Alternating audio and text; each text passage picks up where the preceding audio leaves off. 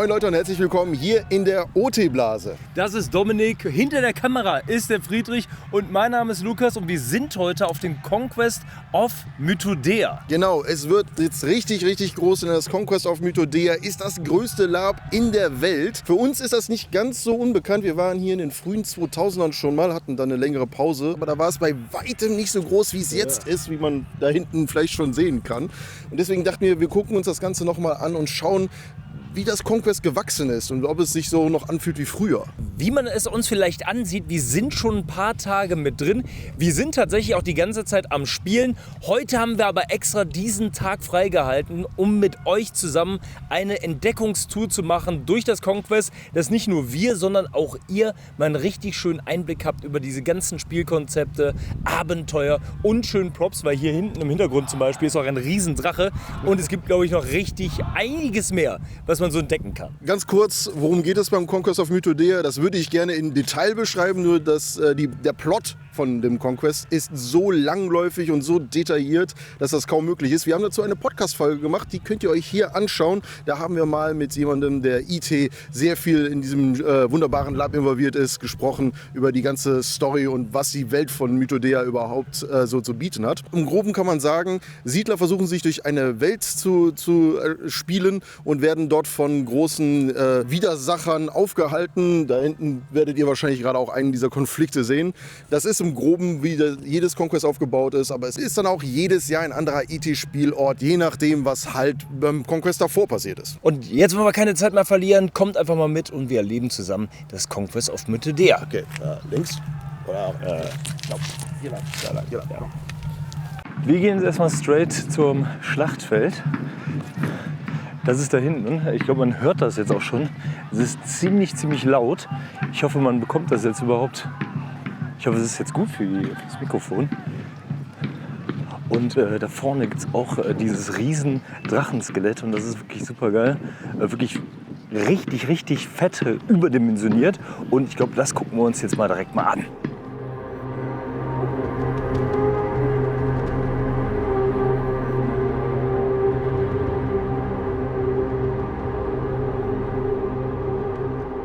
Also das Ding hier, das haben die wohl anscheinend in Frankfurt in einem Studio gebaut. Also selbst gemacht, dieses Teil hier, angemalt. Und ich weiß gar nicht, also das ist ja wirklich, ich glaube 4 Meter hoch oder so, also crazy.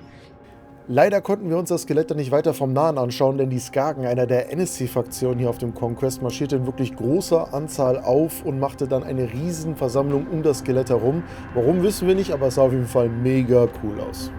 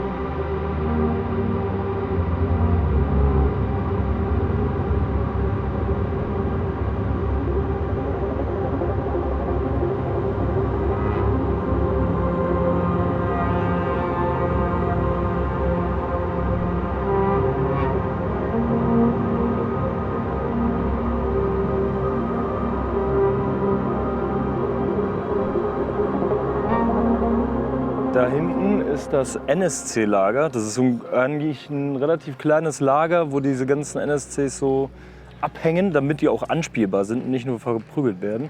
Und da sind quasi diese ganzen anderen NSC-Fraktionen, die jetzt so neu, aber die quasi freundlich sind.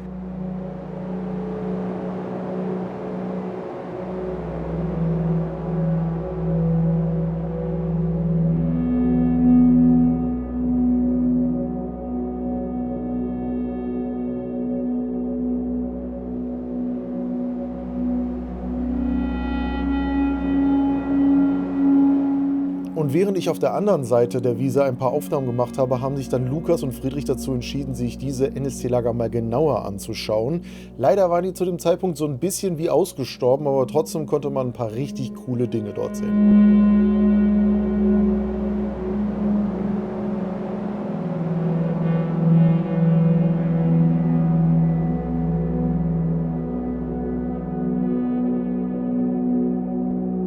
Was aber dann auch natürlich bedeutete, dass wir uns dann direkt aus den Augen verloren haben. Ich gucke jetzt mal, ob ich die anderen finde. Bald geht das Wagenrennen im Tross los und das wollen wir natürlich auch festhalten. Ist allerdings ein bisschen schwer, weil wir haben keine Kommunikation. Egal, ich finde die schon irgendwie. Ja, Dominik haben wir immer noch nicht gefunden. Aber wir gehen jetzt zurück zum Tross und gucken mal, wie dieses Raten, Kutschenrennen. Keine Ahnung, was es genau ist, wie das am Ende aussieht, ob das total trashig ist oder super geil. Aber wir werden es jetzt erleben. Witzigerweise sind wir drei wirklich zeitgleich in den Tross gegangen, nur an unterschiedlichen Stellen. Den Tross kann man wie eine Stadt verstehen, mit Straßen, Märkten, Plätzen und dementsprechend weitläufig und verzweigt ist der auch aufgebaut, weshalb wir uns dann nicht direkt finden konnten. Macht aber nichts, das bedeutet, dass wir das rege Trosstreiben dann aus vielen verschiedenen Perspektiven festhalten konnten.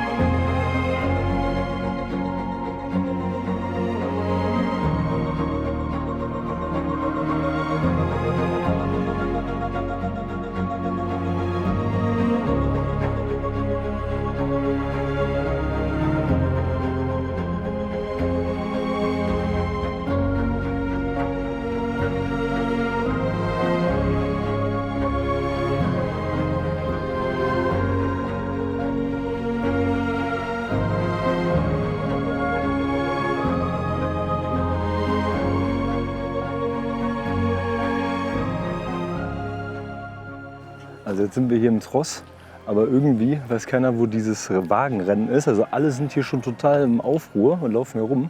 Aber so richtig wissen tut's keiner. Und komischerweise, wir haben die Kutschergilde gefragt. Die wissen es auch nicht. Jetzt müssen wir rausfinden, wer das Ganze überhaupt veranstaltet.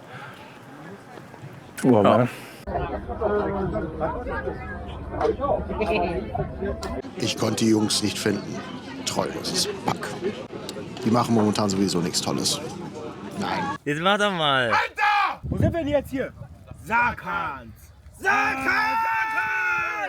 100%ig faul, letzten hier rum oder sowas. Okay, pass auf, jetzt herzhaft reinbeißen.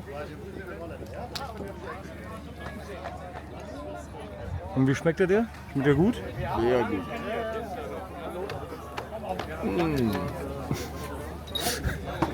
Mit dem Haus. Wir haben noch ein, zwei Sachen, die wir gerne machen möchten. Und ja, wenn ich die dann finde, irgendwann mal, dann können wir auf jeden Fall mal gucken, was wir sonst noch so machen können. Ansonsten ist jetzt Zeit für eine kleine Stärkung. Treuloses Pack.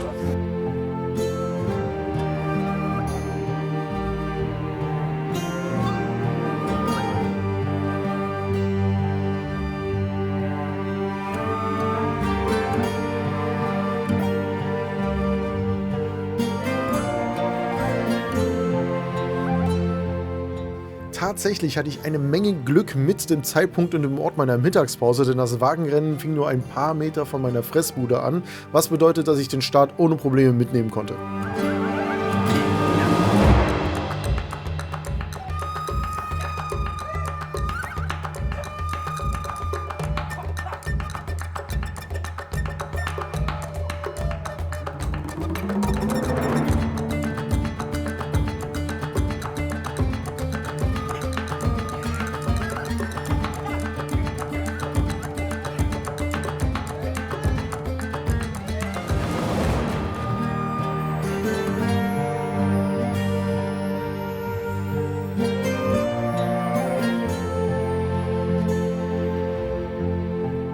Also wir haben Dominik wiedergefunden und er hat es geschafft, tatsächlich hier dieses Rennen auch aufzunehmen. Das heißt, wir hatten gerade wirklich super Glück. Wir waren aus Zufall direkt neben dem Rennen und haben jetzt alles aufgenommen. Es war super spektakulär, ne? Unendliche Geschwindigkeit. Okay, jetzt geht mal weiter. Wir gucken uns mal ein bisschen was anderes an. Ja, danach haben wir uns so ein klein bisschen durch das Event treiben lassen, könnte man sagen. Wir sind aufs Geratewohl übers Gelände gegangen und haben dabei Szenen aus dem, ja man könnte sagen, Alltagsleben des Conquests festgehalten.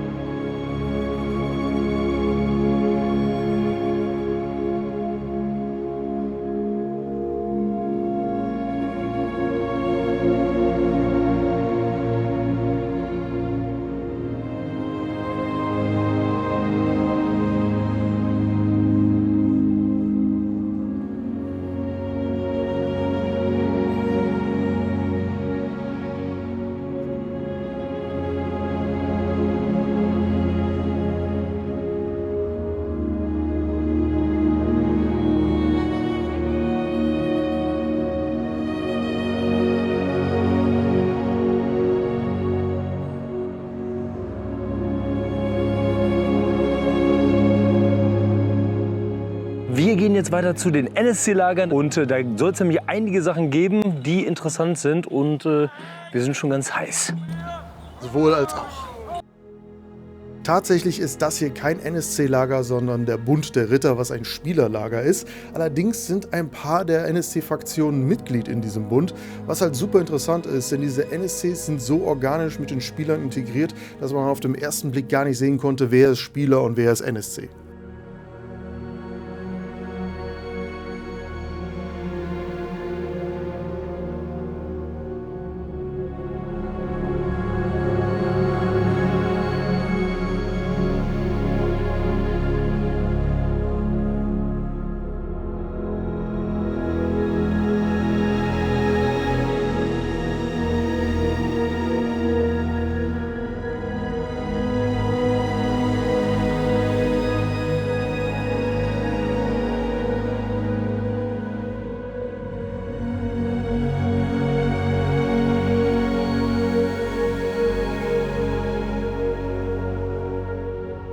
So, es gehen jetzt gerade noch ein paar Schlachten, deswegen habe ich mich jetzt hier mal gerade bei der Seite gestellt. Das ist natürlich sehr viel, wie ihr euch vorstellen könnt. Und wie ihr euch auch vorstellen könnt, wir waren ja nicht nur mit der Kamera unterwegs, sondern auch als Spieler in unseren Spielerrollen als Hochländer. Und da haben wir auch mal so ein bisschen das Spiel erkunden können und so ein bisschen gucken können, was es sonst noch so gibt. Ja, was wir gemacht haben, ist das gute alte Flanieren. Einfach mal aus dem Lager raus und geschaut, in welche Interaktionen und Spielgeschehen man so reinstolpert. Das geht auf dem Conquest auch richtig gut, denn es ist nicht PvP, sprich man muss nur auf die feindlich gesottenen NSCs ein bisschen aufpassen.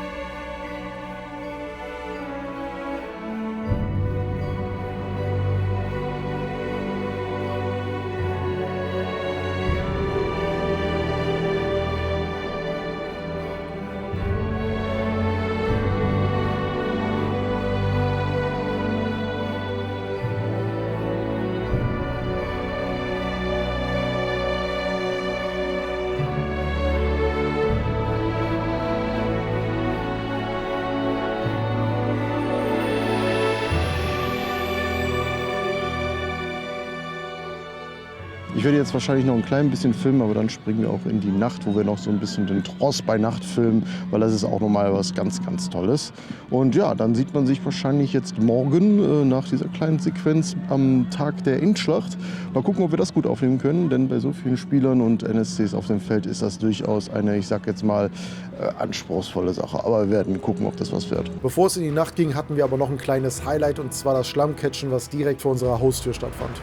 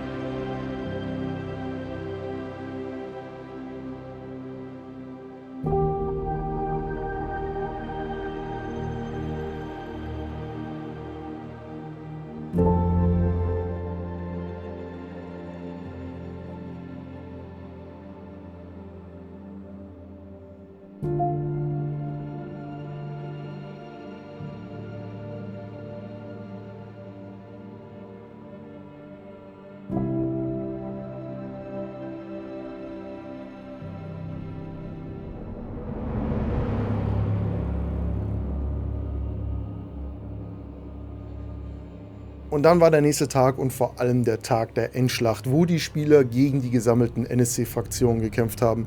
Für uns war das so eine richtige Marathonaufgabe, aber es hat sich richtig gelohnt. Vor allem um die Schwarze Dynastie, das untote Fleisch und auch die Skagen einfach mal in voller Mannstärke auf dem Feld sehen zu können.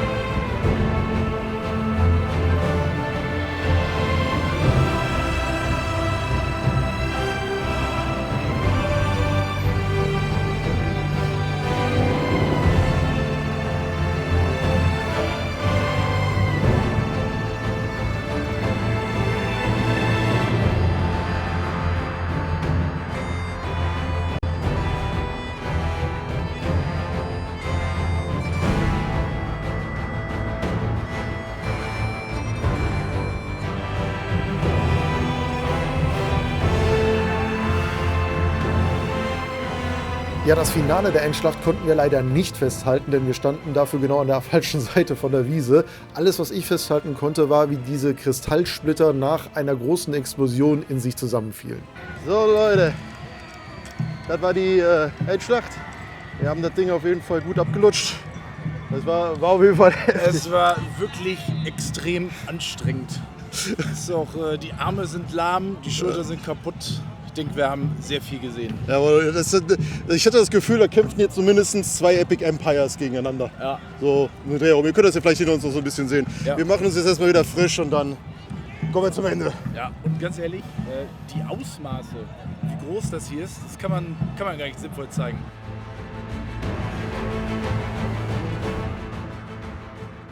Ja, Freunde, ich hoffe, ihr hattet einen tollen Eindruck bekommen. Wir haben auf jeden Fall richtig viele interessante Bilder eingefangen und einiges erlebt. Ich habe auch den Eindruck, dass jetzt hier